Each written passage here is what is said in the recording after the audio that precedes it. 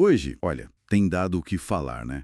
A taxa Selic batendo lá nos 15%. Isso. Vamos tentar desvendar um pouco o que está por trás dessa alta, olhar para as contas públicas e entender os impactos, né? Com base no que a gente andou estudando. Exatamente. A ideia é conectar esses pontos todos, sabe? Taxa de juros, dívida pública, para ter uma visão mais clara do momento atual. E por que isso importa para todo mundo, né? Certo. Então vamos começar direto por ela. Selic a 15%. A gente sabe que ela já variou bastante, já esteve lá embaixo em 2%, e agora está nesse patamar bem alto, perto das máximas. Por que a gente chegou aqui? Olha, basicamente são dois fatores principais que aparecem consistentemente. Primeiro, o dólar. Ele está em níveis altos, né? Sim, bastante pressão do câmbio. Pois é, e um dólar mais caro ele impacta direto no preço de muita coisa. Alimento, eletrônico, insumo para a indústria, tudo. Entendi. E tem estudos, tipo um da FGV que a gente viu, que mostram que isso pega mais nas famílias de baixa renda, sabe? Ah, é? Como assim? É que para elas os itens que sofrem com o dólar pesam mais no orçamento. Coisa de tipo quase 14% do orçamento deles, contra uns 11% para quem tem renda mais alta. Faz diferença no fim do mês, né? Nossa, faz mesmo. E o segundo fator? Imagino que seja a inflação. Exato, a inflação que continua, assim, acima da meta que o Banco Central persegue. Que é de 3% com um teto de 4,5%, certo? Isso. Só que as projeções para 2025, pelo que o mercado está indicando, apontam para uma inflação mais perto de 5,5%, bem acima do teto, né? Bem assim. E aí, quando a inflação escapa, assim, a ferramenta que o Banco Central usa é justamente a Selic. Sobe o juro para tentar... Bom, desestimular o consumo, dá uma freada nos preços. É o manual, né? É a política monetária agindo. Mas aí, aqui entra uma coisa que me parece um pouco paradoxal.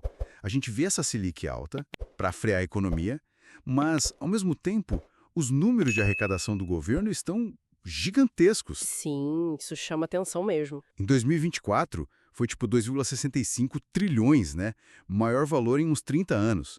E os dados parciais de 2025 também indicam uma arrecadação muito forte, talvez passe de 4 trilhões no ano. É verdade, a arrecadação tá forte. Então a pergunta é, se está entrando tanto dinheiro, por que a gente ainda fala tanto em déficit?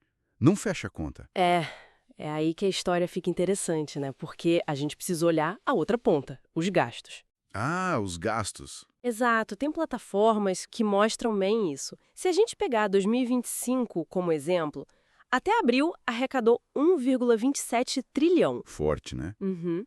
Só que, no mesmo período, os gastos já tinham passado de 1,6 trilhão. Espera aí, quer dizer, mesmo entrando mais dinheiro que nunca, a gente está gastando ainda mais? Basicamente isso.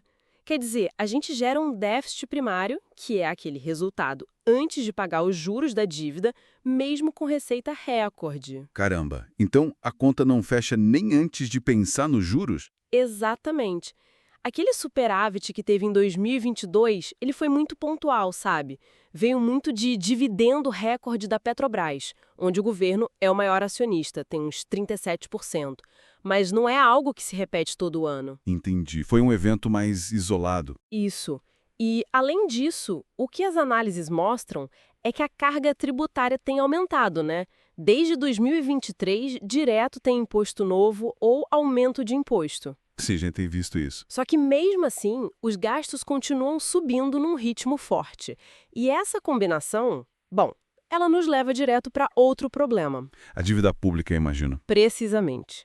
A dívida pública do Brasil, se a gente olha em relação ao PIB, ela está de novo perto dos maiores níveis da história. Preocupante. E o ponto mais crítico, talvez, que vários estudos ressaltam, é a composição dessa dívida. Quase metade dela, tipo 47,3%, está ligada a taxas que flutuam, principalmente a Selic ou o CDI que anda coladinho nela. O custo para rolar essa dívida, quer dizer, para pagar a dívida antiga emitindo dívida nova, ele simplesmente explode. Fica muito caro para o governo se financiar. Explode quanto?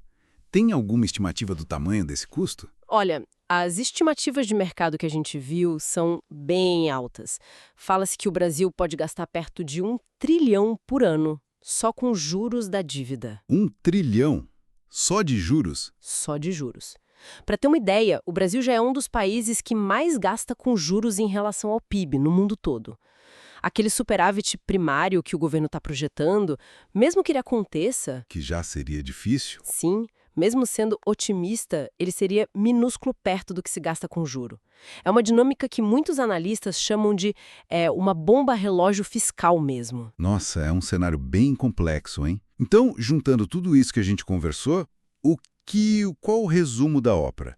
O que isso significa na prática? Olha, significa um cenário econômico bem desafiador, né? Tem pressão da inflação, o crédito está caro por causa da Selic alta, e essa situação fiscal é delicada, exige muita atenção. E para quem investe? Para quem investe, é um momento que pede mais cautela, né? Talvez ajustar a estratégia. Diversificar é sempre importante, claro, mas é interessante ver que, mesmo em cenários assim mais turbulentos, às vezes surgem oportunidades, né? Para quem analisa direitinho e consegue adaptar a carteira. A história mostra isso. Faz todo sentido. É muita coisa acontecendo ao mesmo tempo, né? E tudo interligado.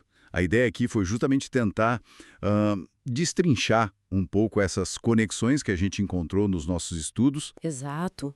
E fica a reflexão, né, de como essa interação toda entre política monetária, a questão fiscal, a dívida, como tudo isso molda o ambiente econômico onde a gente vive e onde a gente investe também. Perfeito. Bom, pessoal, um cenário complexo que exige mesmo acompanhamento. Não esqueça de curtir e se inscrever para acompanhar mais conteúdos como esse. Esse estudo não constitui nenhum serviço de análise ou recomendação. Este é o mercado de renda variável, bolsa de valores, onde o risco é inerente. Toda e qualquer decisão é de cada investidor. Um abraço e até a próxima.